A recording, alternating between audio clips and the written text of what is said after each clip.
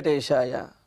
గురుర్బ్రహ్మా గురుర్విష్ణు గురుర్దేవో మహేశ్వరః గురుః సాక్షాత్ పరం బ్రహ్మ తస్మై శ్రీ గురవే నమః. జటిలం చీరవసనం దండకారణ్యవాసినం మునివేషధరం ధ్యాయేత్ అరణ్యే కాండ ఉత్తమే. శ్రీరామచంద్ర పరబ్రహ్మణే నమః. అథ శ్రీమద్ రామాయణే ఆదికావ్యే అరణ్యకాండే పంచవింశः సర్గः. అవష్టబ్ధధనుం రామం క్రుద్ధం చ రిపుఘాతినం దదర్శాశ్రమమాగమ్య ఖరः సహ పురస్సరైః. పంచవటిలో పర్ణశాల దగ్గర ఉన్నటువంటి రామచంద్రుడి మీద దాడి చేయటానికి ఖరుడు 14,000 మంది సైన్యంతో, 12 మంది సేనాధిపతులతోటి, మరి 4 ప్రత్యేకమైనటువంటి సైన్యంతో, ఇక్కడ 12 మంది మంత్రులతోటి, 4 సేనాధిపతులతోటి, ముఖ్యమైనటువంటి సేనాధిపతి మరొకరు, ఇలాగా అందరితోటి 14,000 మంది సైన్యంతో ఖరుడు రాముడి మీద దాడి చేయడానికి పంచవటికి వచ్చాడు. వారందరి ఎదురుగాను ప్రళయకాల రుద్రునిలాగా ఉన్నటువంటి రాముణ్ణి చూసేటప్పటికీ అప్పటి వరకు రాముడి యొక్క దివ్యమంగళ విగ్రహాన్ని, సాత్విక తత్వాన్ని చూసినటువంటి వారందరూ కూడా రాముడిలో ఇంత కోపం అనేది, ఇంత తేజస్సు అనేది దాగి ఉన్నదా అని చెప్పి వారు కూడా భయపడేంతగా రామచంద్రమూర్తి ఆ విధంగా కనిపించారట, ధనుర్బాణాలు ధరించి. మరి అలాగా యుద్ధానికి సిద్ధమై ఉన్నటువంటి రామచంద్రుని దగ్గరికి తన పరివారంతో ఖరుడు చేరుకున్నాడు. ఇంకా యుద్ధం అనేది ఎలా జరిగింది, ఖరుని యొక్క సైన్యానికి అలాగే రామచంద్రునికి, మరి వీరందరికీ కూడా యుద్ధం అనేది ఎలా జరిగింది అనే విషయాన్ని ఈ సర్గలో మనకు తెలియజేస్తున్నారు. చూడండి, ఖరః పురస్సరైః సహ. ఖరుడు తన 14,000 మంది పరివారంతో ఆశ్రమమాగమ్య, రామచంద్రమూర్తి ఉన్నటువంటి ఆ పర్ణశాల దగ్గరకు పంచవటికి వచ్చినటువంటి వాడై అవష్టబ్ధధనుం క్రుద్ధం రిపుఘాతినం రామం దదర్శ. ఇక ధనుస్సుని సిద్ధంగా పెట్టుకుని ఆయుధమును అంటే అస్త్రములను ప్రయోగించడానికి సిద్ధంగా ఉండి యుద్ధానికి ఏమాత్రము వెనుదీయకుండా యుద్ధోత్సాహంతో ఉన్నటువంటి వాడైన తేజస్సుతో వెలుగొందుతున్నటువంటి రామచంద్రమూర్తిని ఖరుడు చూచాడు. ఎలా ఉన్నాడు రాముడు? రిపుఘాతినం, శత్రువులను సంహరించడం కోసం ఎదురు చూస్తూ ఉన్నాడు. ఎప్పుడు శత్రువుల మీద దాడి చేద్దామా అన్నట్లుగా అంత శౌర్యంతో యుద్ధానికి సిద్ధంగా ఉన్నటువంటి రాముడిని ఖరుడు చూశాడు. చూచి తం దృష్ట్వా సశరం చాపం ఉద్యమ్య ఖర నిస్వనం రామస్యాభిముఖం సూతం చోద్యతామిత్యచోదయత్. చోద్యతామిత్యచోదయత్ అని అంటూ ఖరుడు ఇంకా దూరం నుంచి రాముడిని చూశాడు. రాముడు యుద్ధానికి సిద్ధంగా ఉన్నాడు, తేజరిల్లుతో ఉన్నాడు. తన సూతుడితోటి అన్నాడు ఖరుడు, అంటే ఆ రథం నడిపేటి వారితోటి, ఆ సారథితోటి ఖరుడు అంటూ ఉన్నాడు, రాముడు ఎక్కడ ఉన్నాడో అక్కడికి నన్ను తీసుకువెళ్ళు, అదిగో వాళ్ళంత దూరంలో రాముడు కనిపిస్తూ ఉన్నాడు అని అంటూ తం దృష్ట్వా, రాముడిని చూసినటువంటి ఆ ఖరుడు ఖరనిస్వనం సశరం చాపం. ఖరనిస్వనం భయంకరమైనటువంటి పరుషమైనటువంటి శబ్దంతో ఉన్నది. అంటే ఆ ధనుష్టంకారం చేస్తే మరింత బిగువుగా ఆ తాడుని కట్టడం ద్వారా, ఆ గుణమును తీగను కట్టడం ద్వారా ధనుస్సు యొక్క శబ్దము చాలా పరుషంగా ఉన్నదిట. అటువంటి బాగా అల్లెత్రాడు బిగించినటువంటి ధనుస్సుతోటి శశరం చాపం, ఆ ధనుస్సుకి బాణమును సంధించి రామస్యాభిముఖం రథ చోద్యతాం, సారథి నీవు రాముడి ఎదురుగా రథాన్ని పోని అని చెప్పి ఖరుడు ఆ బాణమును సిద్ధం చేసుకుని ధనుస్సులో ఉంచి ఇది సూతం అచోదయతు, సారథిని ప్రేరేపించాడు. సారథి ఆ రథాన్ని రాముడి వైపుకు తీసుకువెళుతున్నాడు. సఖరస్యాజ్ఞయా సూతః తురగాన్ సమచోదయత్ యత్ర రామో మహాబాహుః ఏకో ధూన్వన్ స్థితో ధను. ఇంకా ఆ సారథి కరుని యొక్క ఆజ్ఞతోటి ఖరస్య ఆజ్ఞయ మహాబాహు రామ ఏకః యత్ర, గొప్ప బాహుబల పరాక్రమ సంపన్నుడైనటువంటి రాముడు ఎక్కడైతే ఒక్కడే ఉన్నాడో, ఒంటరిగానే ఉన్నాడు కదా రాముడు. కరుడైతే 14,000 మంది సైన్యంతో, సేనాధిపతులతోటి, మంత్రులతో, వీళ్ళందరితో వచ్చాడు. కానీ రామచంద్రమూర్తి ఒంటరిగా వీరందరితోటి యుద్ధం చేయడానికి రాముడు సిద్ధంగా ఉన్నాడు కదా. అలా ఒంటరిగా రాముడే ఉన్నటువంటి చోటకి కరుడి యొక్క రథాన్ని ఆ సారథి అక్కడికి తీసుకువెళుతున్నాడు. తం తు నిష్పతితం దృష్ట్వా సర్వే తే రజనీచరాః నర్దమానా మహానాదం సచివాః పర్యవారయన్. ఇంకా ఆ సైన్యంలో ఉన్నటువంటి కరుడు ప్రత్యేకంగా రాముడు ఉన్నటువంటి చోటికి, రాముడికి ఎదురుగా తన రథాన్ని తీసుకువెళ్ళమని చెప్పగానే ఆ సారథి తీసుకువెళుతూ ఉంటే, కరుడు ఎక్కడికి వెళితే వారి యొక్క మంత్రులు, సేనాధిపతులు, ముఖ్యమైన వారు ఎవరైతే ఉన్నారో వారు అతనికి రక్షణగా అక్కడికే వెళ్ళాలి.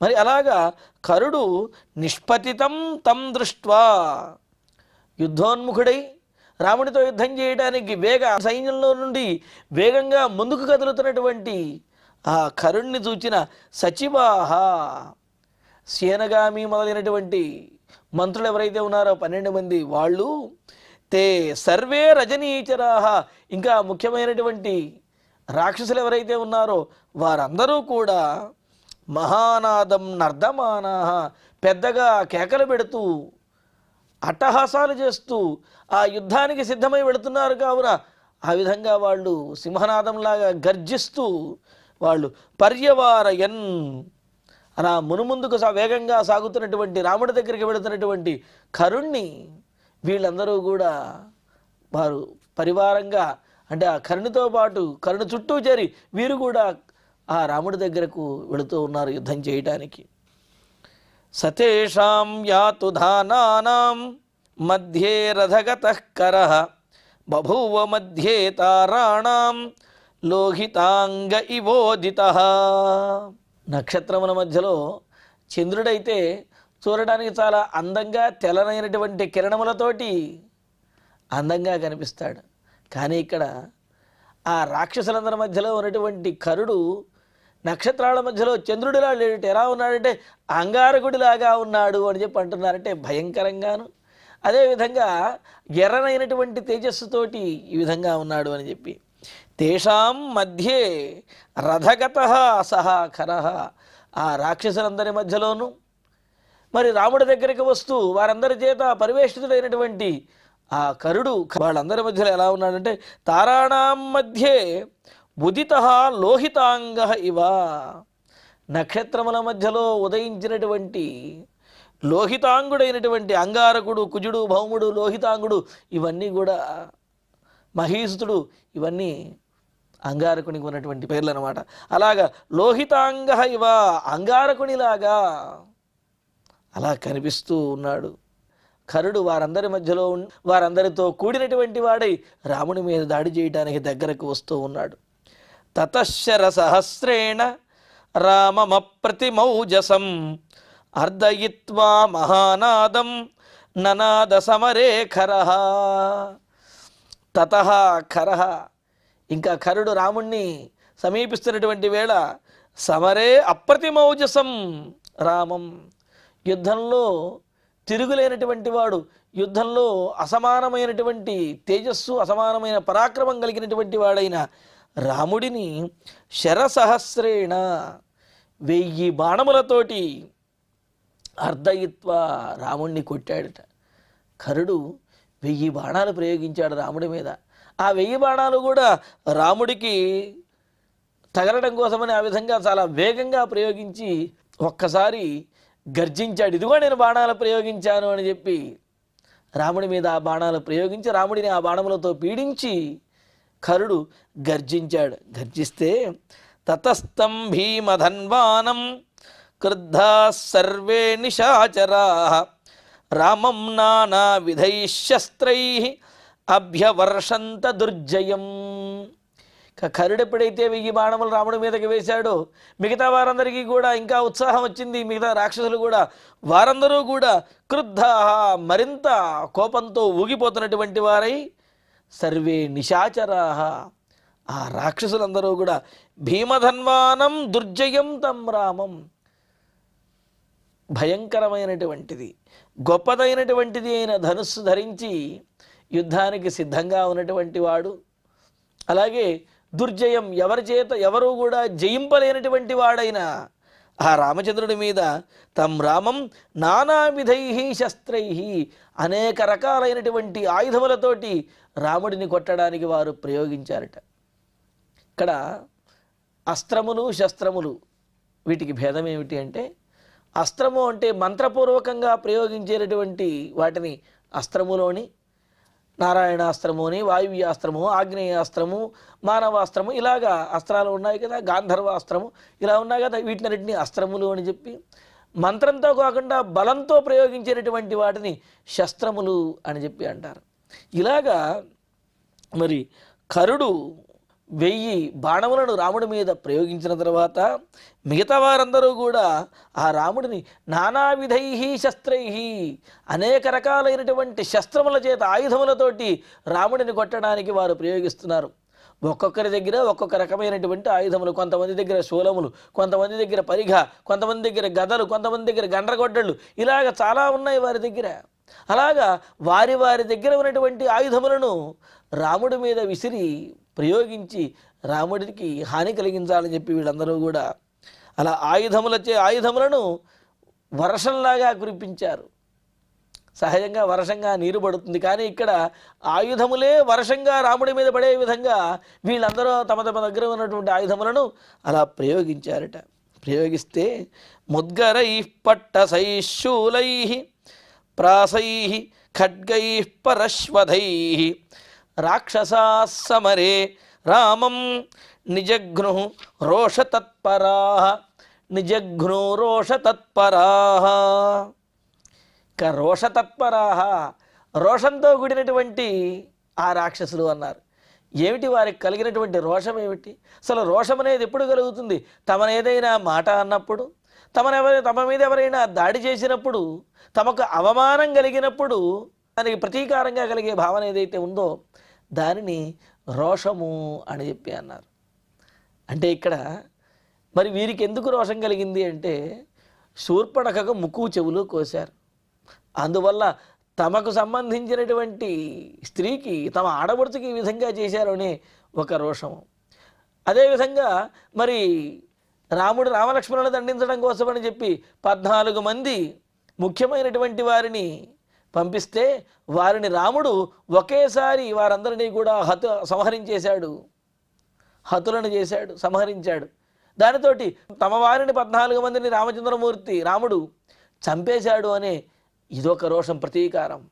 ఇలాగా రోషతత్పరాః రోషంతో ఊగిపోతున్నటువంటి వారైన ఆ రాక్షసులు సమరే రామం ఆ యుద్ధంలో ఇంకా రాముడిని ముద్గరములు అంటే పెద్ద పెద్ద గద అన్నమాట, ఇనప ముద్దల్లాగా ఉండేటటువంటి పెద్ద పెద్ద గదలు, అటువంటి గదలు. అదేవిధంగా పట్టసైహి పొడవాటి కత్తులు, ప్రాసైహి కొంతములు అంటే గుచ్చుకునేటటువంటివి, శూలైహి శూలములు అంటే బరిసెలు అంటుంటారు కదా, అటువంటి వాటితోటి, ఖడ్గైహి అనేకమైనటువంటి ఖడ్గములతోటి, పరశ్వధైహి గండ్రగొడ్డళ్ళు, వీటితోటి రాముడి మీద వారు దాడి చేశారు, రాముడిని వీటితోటి కొట్టారు. మరి కరుడు ప్రయోగించినటువంటి 1000 బాణములు, వీరందరూ కూడా ప్రయోగించినటువంటి అనేకమైనటువంటి ఆయుధములు, ఇవన్నీ తగిలినటువంటి మరి రాముడు ఆయన పరిస్థితి ఏమిటి అంటే చూడండి ఇక్కడ. తే బలాః కసంకాశాః మహానాదా మహౌజసః అభ్యధావంతకాకుత్స్థం రథైర్వాజిభిరేవ చ గజైః పర్వతకూటాభైః రామం యుద్ధే జిఘాంసవః. ఈ ఆయుధములన్నీ కూడా ప్రయోగించి రాముడిని కొట్టినటువంటి ఆ రాక్షసులందరూ ఇంకా రాముడి దగ్గరకు వెళ్ళి దగ్గర నుంచి రాముడి మీద దాడి చేయాలి అని చెప్పి అనుకుంటున్నారు. మరి రాముడు ఏం చేస్తున్నాడు? బలాహక సంకాశాహ. బలాహకము అంటే మేఘము అని అర్థం.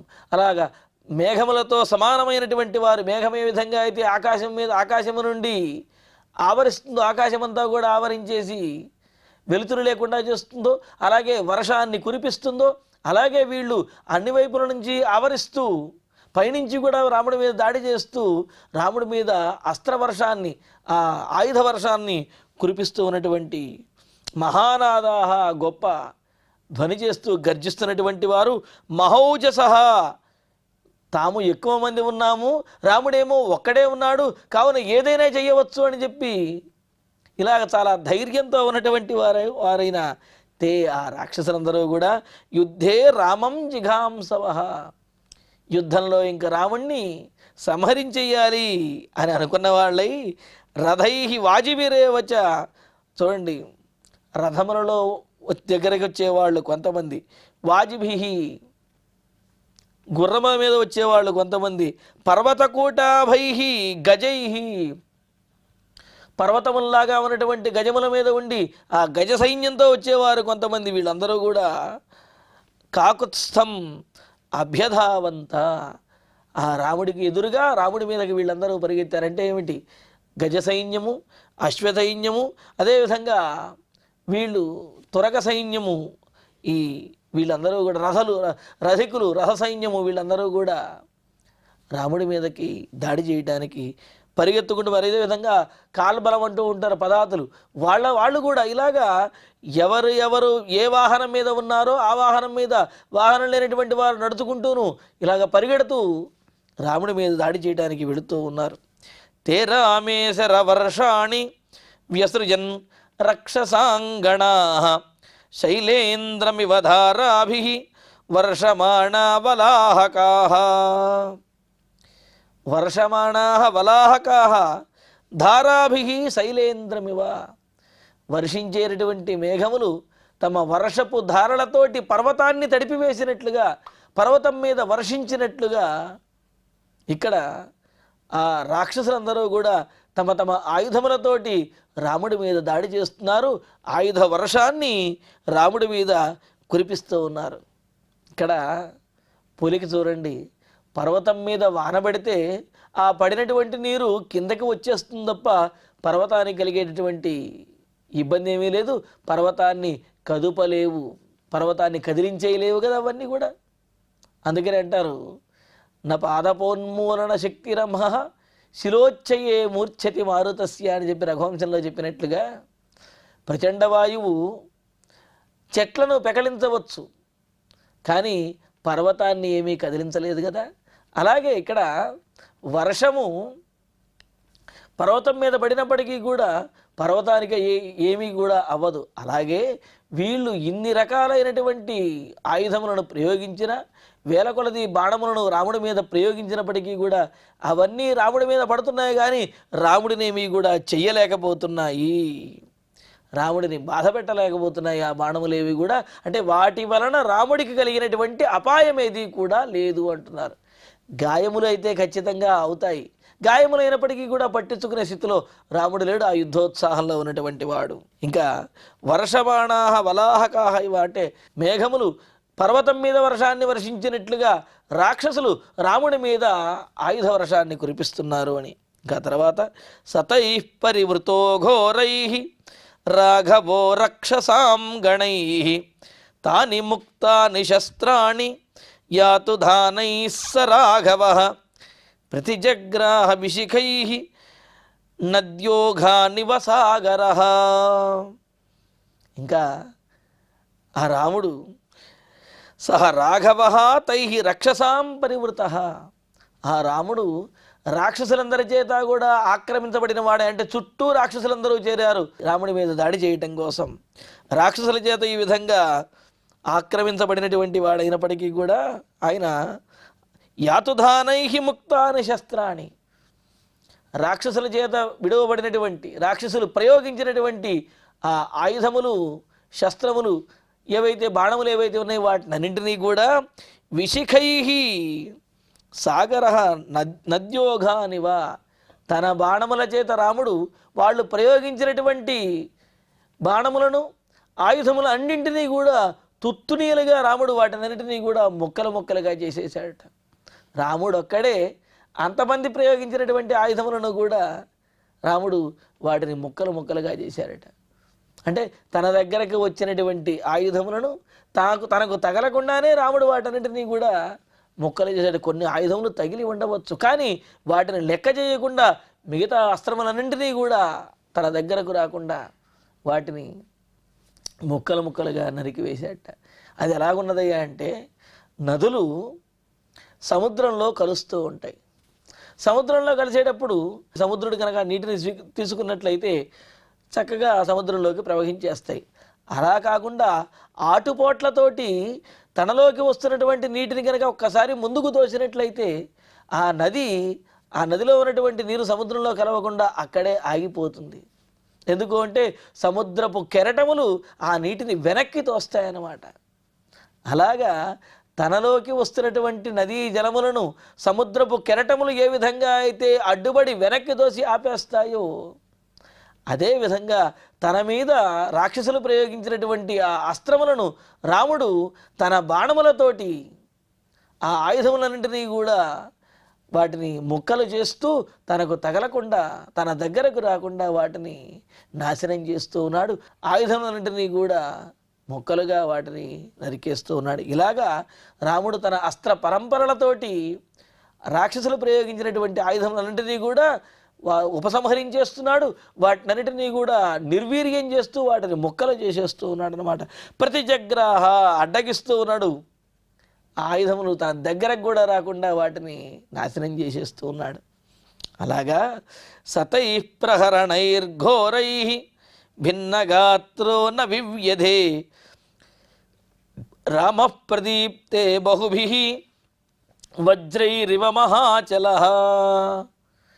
ఇంకా కొంతమంది రాక్షసులు ప్రయోగించినటువంటి బాణములు రాముడికి తగిలాయి. అవి రాముడికి తగిలినప్పటికీ రాముడికి గాయములైనప్పటికీ వాటిని ఏమీ పట్టించుకోవట్లేదు. అదే అంటున్నారు, ఘోరైః తైః ప్రహరణైః భిన్నగాత్రః. ఆ రాక్షసులు ప్రయోగించినటువంటి ఘోరమైనటువంటి భయంకరమైనటువంటి ఆయుధముల చేత కొన్ని ఆయుధములు రాముడికి కూడా తగలడం వల్ల భిన్నగాత్రః శరీరమందు రాముడికి గాయములయ్యాయి.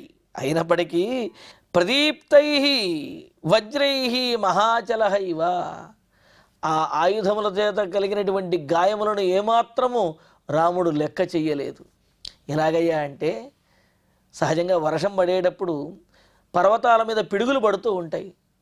తన మీద పడినటువంటి పిడుగులను పర్వతం ఏ విధంగా అయితే లెక్క చెయ్యదో, అలాగే తన మీద పడినటువంటి ఆ రాక్షసుల యొక్క ఆయుధముల వల్ల కలిగినటువంటి గాయములను రామచంద్రమూర్తి ఏమాత్రం లెక్క చేయకుండా వారితోటి పోరాడుతూ ఉన్నాడు. మరి ఈ యుద్ధం ఇంకా ఎంత ఘోరంగా జరిగింది, ఇందులో ఉన్నటువంటి విశేషములను మనం తర్వాతి ప్రవచనాలు తెలుసుకుందాము. ఇక ఇప్పుడు శ్లోకాలను పారాయణ చేసుకుందాము.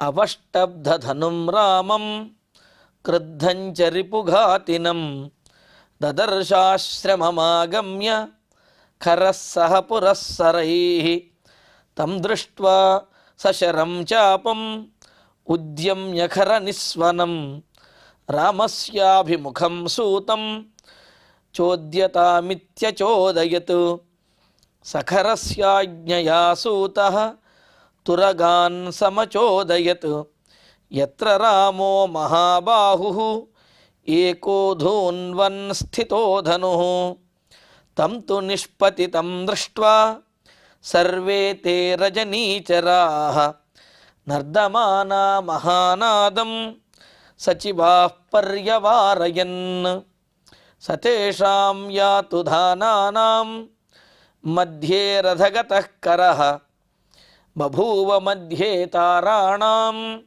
లోహితాంగ ఇవోదితః తతః శరసహస్రేణ రామమప్రతిమౌజసం అర్దయిత్వా మహానాదం ననాద సమరేఖరః తతస్తం భీమధన్వానం క్రుద్ధాః సర్వే నిశాచరాః రామం నానావిధైః శస్త్రైః అభ్యవర్షంత దుర్జయం ముద్గరైః పట్టసైః శూలైః ప్రాసైః ఖడ్గైః పరశ్వధైః రాక్షసాः సమరే రామం నిజఘ్నూరోషతత్పరాः తే బలాః కసంకాశాః మహానాదా మహౌజసః అభ్యధావంత కాకుత్స్థం రథైర్వాజిభిరేవ చ గజైః పర్వతకూటాభైః రామం యుద్ధే జిఘాంసవః తే రామే శరవర్షాణి వ్యసృజన్ రక్షసాంగణాః శైలేంద్రమివ ధారాభిః వర్షమాణా బలాహకాః సతైః పరివృతో ఘోరైః రాఘవో రక్షసాం గణైః తాని ముక్తాని శస్త్రాణి యాతు ధానైః స రాఘవః ప్రతిజగ్రాహ విశిఖైః నద్యోఘానివ సాగరః సతైః ప్రహరణైర్ఘోరైః భిన్నగాత్రో న వివ్యధే రామః ప్రదీప్తైర్బహుభిః వజ్రైరివ మహాచలః. ఇత్యార్షే శ్రీమద్ రామాయణే ఆదికావ్యే అరణ్యకాండే పంచవింశే సర్గే త్రయోదశ శ్లోకాః. ఇప్పుడు క్షమాప్రార్థన మంగళాంతంగా ఈనాటి ప్రవచన పారాయణ కార్యక్రమాన్ని పరిపూర్ణం చేసుకుందాం. యదక్షరపదభ్రష్టం మాత్రాహీనంతు యద్భవేత్ తత్సర్వం క్షమ్యతాం దేవ నారాయణ నమోస్తుతే. కాయేన వాచా మనసేంద్రియైర్వా బుద్ధ్యాత్మనా వా ప్రకృతే స్వభావాత్ కరోమి యద్యత్ సకలం వరస్మై నారాయణాయేతి సమర్పయామి. శ్రియః కాంతాయ కళ్యాణ నిధయే నిధయేర్ధినాం శ్రీవేంకట నివాసాయ శ్రీనివాసాయ మంగళం.